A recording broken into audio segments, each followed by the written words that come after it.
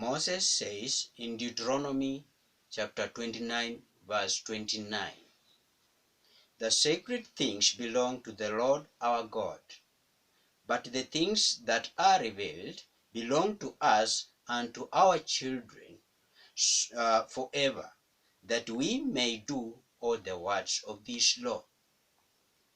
The advantage of searching for understanding of God's will is that He is the one who gives the heart to understand and believe and love and obey knowledge, wisdom, and insight.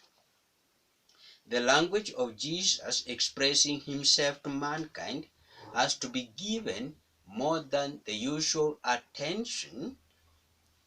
It is purely spiritual language, heavenly language. Mankind are students of it. When Jesus reveals himself as God, while before mankind, that supposes a lot about him, even that he is separate or lesser in heaven. He uses the language of numeral one. Me and my Father are one. By this, he meant that he is all the riches of God, his knowledge, his glory, his human being. So he meant that he was God and all about God. He meant that he was the fullness of the true God.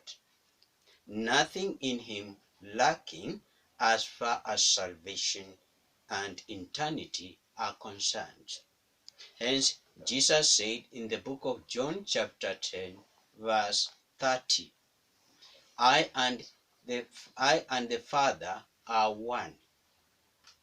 The people thought this had not yet been granted a believing heart. The people were still entangled in confusion. However, Jesus casted light on things, meaning that what he had said was what the Father of heaven, whom they supposed cannot be seen, says. But he was there right before them speaking, but still a stranger to them. Jesus went on to assure the people and the disciples that the Father of heaven says, what the Father of heaven says is what he says. By this, we see the language of the one numeral to imply to one mind still emphasized. And if we are keen, we notice that he is preparing the disciples for another language and another view of things, the spiritual proper. He is the possessor of spiritual things. For he said in John chapter 16 verse 15, all the Father has is mine. Therefore I said that he will take what is mine and declare it to you. Then Jesus shifts from the language of figures to plainness of things. Thus, he would no longer remain a proverb or a riddle to the disciples. They all see the plain truth in him.